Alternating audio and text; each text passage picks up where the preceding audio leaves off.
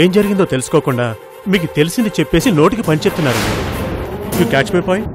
లేదు అని బుకాయించాలని చూడకు. నిజంగానే అబార్షన్ చేయించాను, కానీ ఆ అమ్మాయి కడుపులో పెరిగింది నా బిడ్డ కాదు. అందుకే ఇవన్నీ తీసుకువెళ్లి శిరీష ముందు పెట్టు. తనకి ఆ శ్యామ్ నిజ స్వరూపం అర్థమయ్యేలా చెయ్యి. నేను చెప్పిన శిరీష నమ్మాలి కదా. ఎందుకు నమ్మదు? నువ్వు చూసావు, నేను చూశాను. కావాలంటే నర్సింగ్ హోమ్ కి వెళ్లి కనుక్కోమని చెప్పు. మనకి ఈ విషయంలో నిజంగా సాయం చేయగలిగిన మనిషి ఇంకొకరున్నారత్తయ్య. ఎవరు? స్నేహ పిన్ని.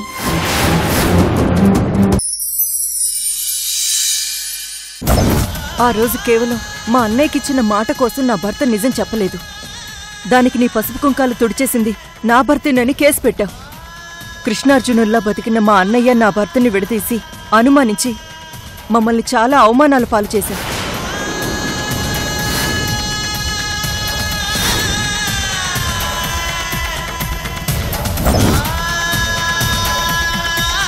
ఈరోజు ఆ కక్ష కడుపులో పెట్టుకుని ఏదైనా సాధిస్తున్నావు వదినా?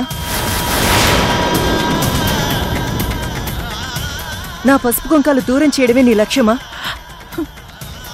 దయచేసి అలాంటి మాటలు మాట్లాడుకో రేఖ.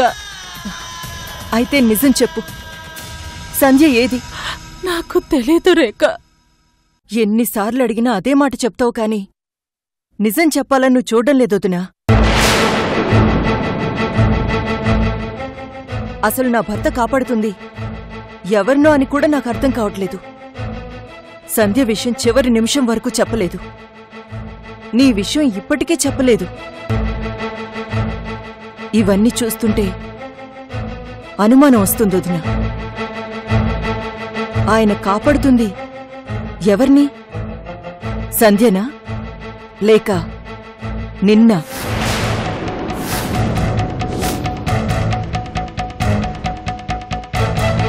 చూడొదినా, నీ మీద అనుమానం ఉన్నా భవానీ నిన్ను అరెస్ట్ చేయడం లేదు అంటే అది మా మీదున్న అభిమానం.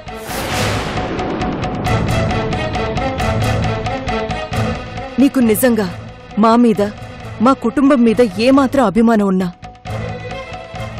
నిజం చెప్పు.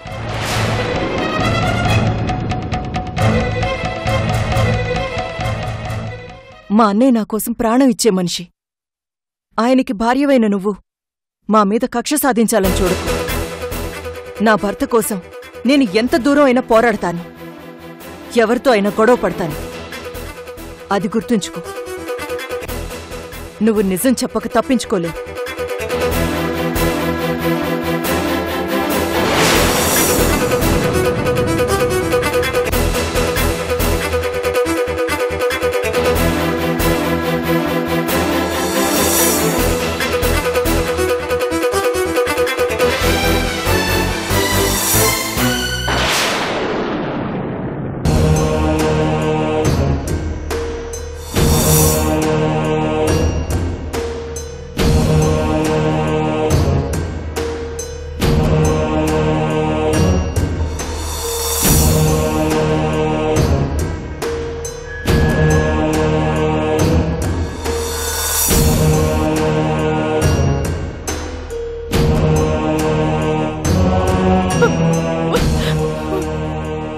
విన్నారా?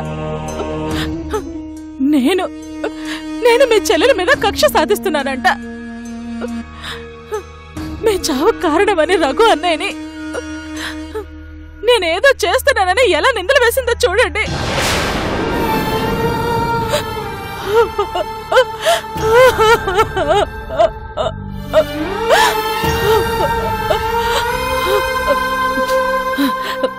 వద్దండి, ఇంకా ఈ నిజాన్ని దాచి ఉన్న చిన్న అనుబంధం కూడా తెంచుకోవడం నాకిష్టం లేదు. రఘు అన్నయ్యకి ఇచ్చిన మాటని పక్కన పెట్టి నేను వెళ్ళి లొంగిపోతాను. హత్య చేసింది నేను. నా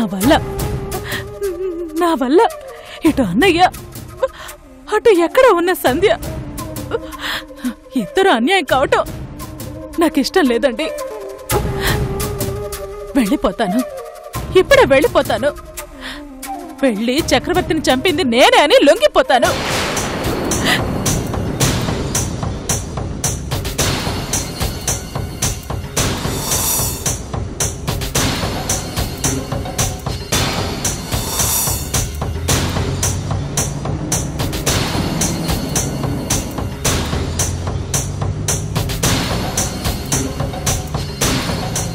ఏమో వదినా, నాకు ఇప్పుడిప్పుడే అనుమానం వస్తుంది.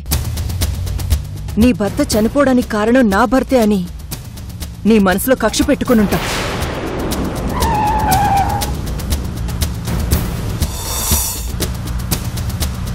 నీకు నిజంగా మా మీద, మా కుటుంబం మీద ఏమాత్రం అభిమానం ఉన్నా నిజం చెప్పు.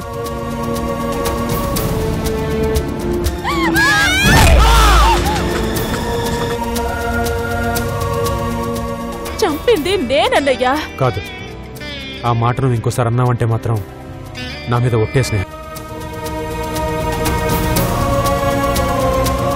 ఇప్పుడు నువ్వు పోలీసులకు లొంగిపోతే గౌరీ జీవితం పాడైపోతుంది. తనకి భవిష్యత్తు ఉండదు. గౌరీ జీవితం నాశనం అయిపోతుంది.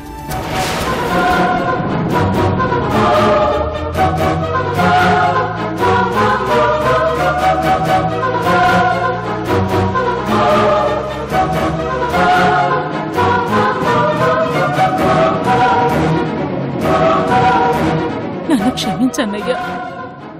ఇంకా నేను నిజం దాస్తే తప్పు చేసిందని అవుతాను.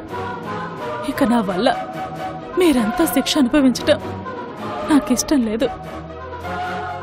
ఇప్పటి వరకు మీరు అనుభవించిన నరకం చాలన్నయ్యా, చాలు.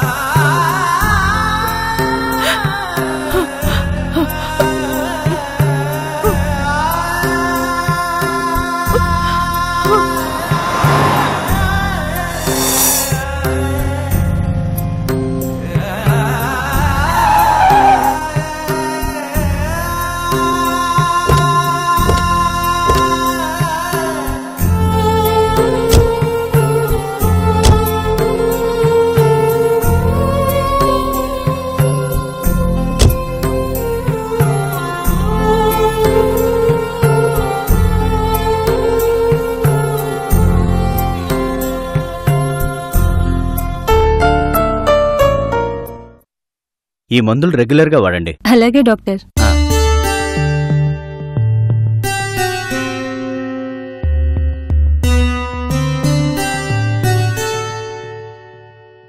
Good morning doctor. Good morning. బాగున్నారా డాక్టర్? కూర్చోండి.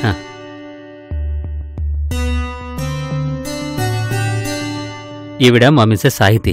నమస్కారం డాక్టర్ గారు. నమస్తే అమ్మా. తను మా పాప. ఎలాగైనా తన చేత మాట్లాడించాలి. ఒకసారి ఇలా రామ్మా.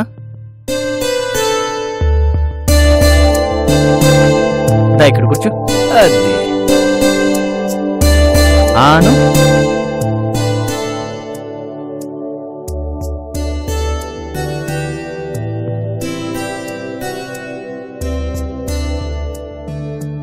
పాపకి వినికిడి సమస్య ఉందా? అదేం లేదు డాక్టర్ గారు, మనం ఏం చెప్పినా వింటుంది, అర్థం చేసుకుంటుంది. ఓకే, వినగలుగుతుంది కానీ మాట్లాడలేకపోతుంది, అంతేనా? అవును సార్. జనరల్గా పుట్టు మూగా అయిన వాళ్ళు పుట్టు చెవుడుతూ ఉంటారు.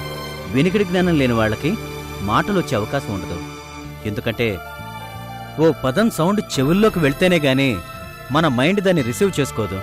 అది విని విని పిల్లలు వాటిని రిపీట్ చేసి భాష నేర్చుకుంటారు.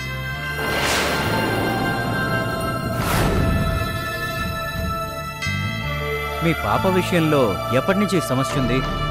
చిన్నప్పటి నుంచి ఉందా లేక మధ్యలో వచ్చిందా? తెలీదు డాక్టర్. బికాస్ ఈ అమ్మాయి మా సొంత బిడ్డ కాదు.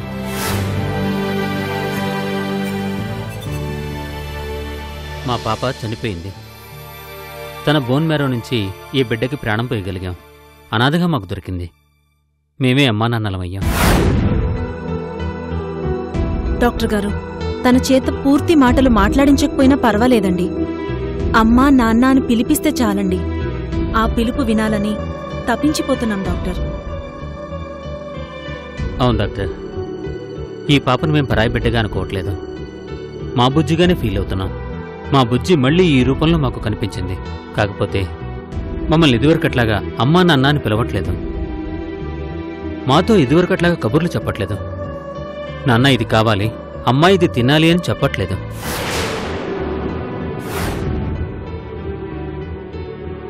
ఓకే డాక్టర్ ప్రవీణ్, మీ ఎమోషన్ని నేను అర్థం చేసుకోగలను. పాప చేత మాట్లాడించడానికి నా ప్రయత్నం నేను చేస్తాను. కాసేపు వెయిట్ చేయండి. పాపకి ఓ చిన్న టెస్ట్ ఉంది. అది చేసిన తర్వాత ఏం చేయాలో చెప్తాను.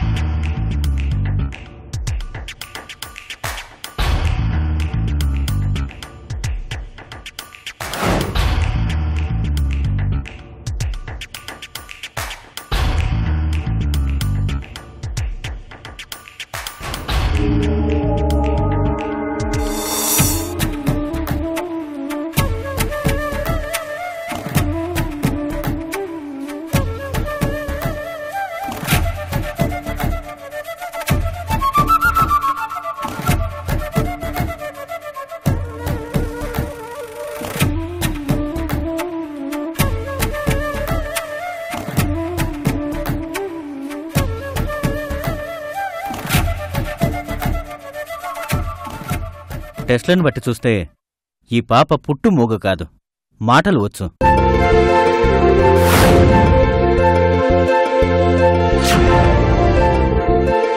ఏదో యాక్సిడెంట్ వల్లో లేదా ఏదైనా షాకింగ్ సిచ్యువేషన్ వల్లో మాట ఆగిపోయింది. స్పీకింగ్ థెరపీ ద్వారా తన చేత మనం మాట్లాడించవచ్చు.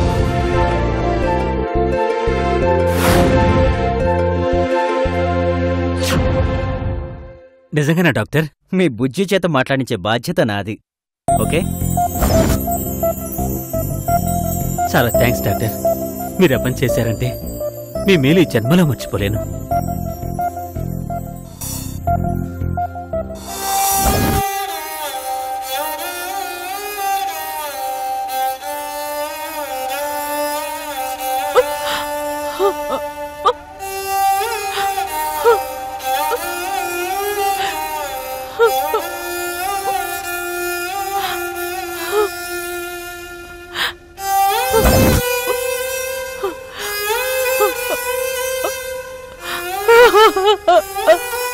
గౌరీ,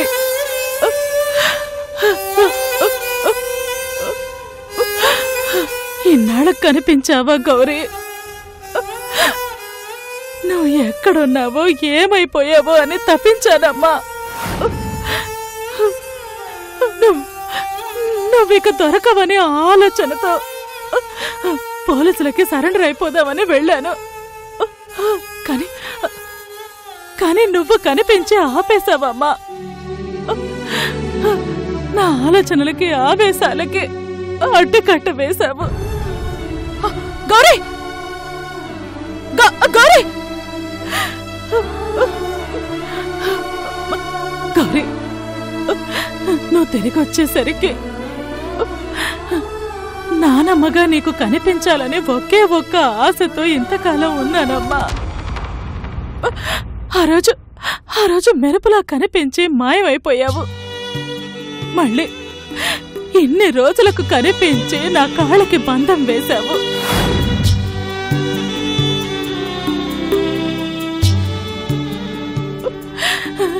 నువ్వెక్కడున్నావో తెలీదు. నిన్నెలా వెతికి పట్టుకోవాలో అర్థం కాదు. గౌరీ, నువ్వు దొరికితే నిన్ను రేఖకు అప్పగించి నేను జైలుకి వెళ్ళిపోతానమ్మా. వెళ్ళిపోతాను. ఆంటీ,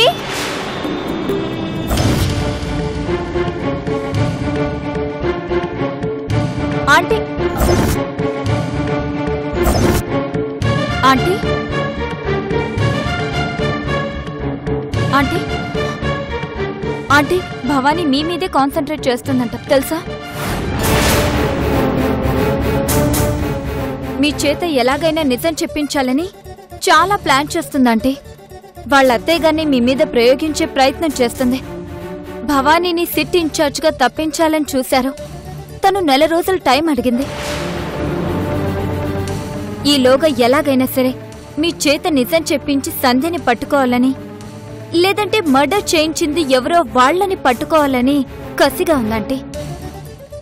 నీకు చాలా ఆలస్యంగా భవానీ గురించి తెలిసింది శిరీష.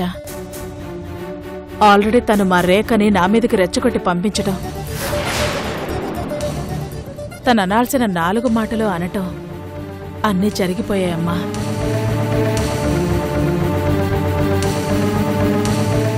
మా రేఖ అడిగిన దాంట్లో ఎందులోనూ తప్పులేదమ్మా.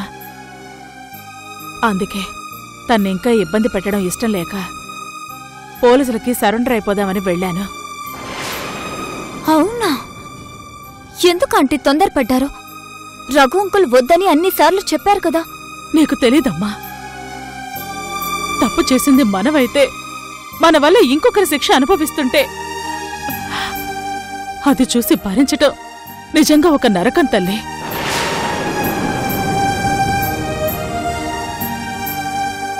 ఆ నరకం భరించలేకే లొంగిపోదామని వెళ్ళాను. కానీ నా మనవరాలు గౌరీ కనిపించింది. నా కాళ్ళకి బంధం వేసింది. నన్ను వెనక్కి తీసుకొచ్చింది. గౌరీ కనిపించిందా? మీ మనవరాలా? అంటే సంధ్య కూతురేనా ఆంటీ? అవునమ్మా, సంధ్య కూతురే. నీ రూపంలో ఉన్న నా సంధ్య కూతురే. దా చూపిస్తాన్రా. రా, ఇదిగో తనే.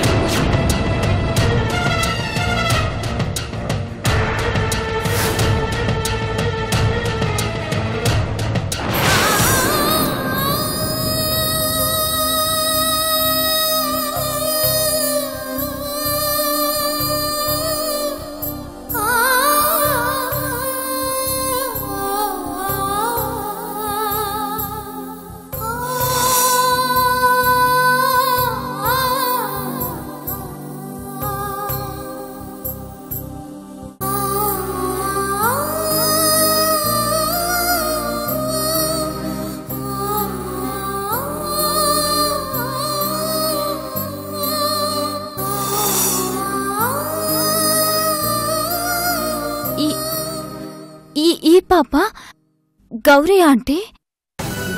నీకు తెలుసా శిరీష? నువ్వు తను చూసావా? ఒకసారి చూశానంటీ. నేను సంధ్య అనుకుని నా చుట్టూ తిరిగింది.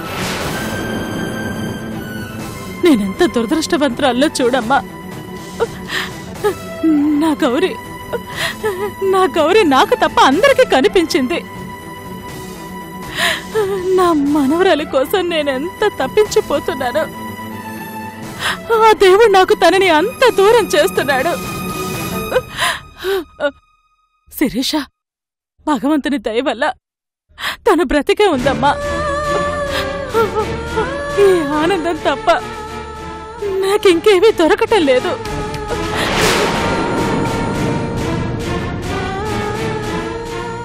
అంతకుముందు ఇలాగే కనిపించి మాయమైంది.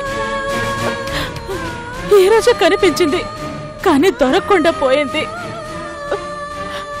హత్య కేసులో హంతకుణ్ణి పట్టుకోవాలనే తాపత్రయం ఒక పసిబిడ్డని పట్టుకోవడానికి జేకే గాని భవానీ గాని చూపించుంటే నా మనవరాలు నాకెప్పుడో దక్కేది. నాకు అవకాశం లేకుండా చేశారు. మీరేం దిగులు పడకండా అంటే మీ గౌరీని నేను పట్టుకుంటాను, నేను అప్పగిస్తాను. నా మాట నమ్మండి.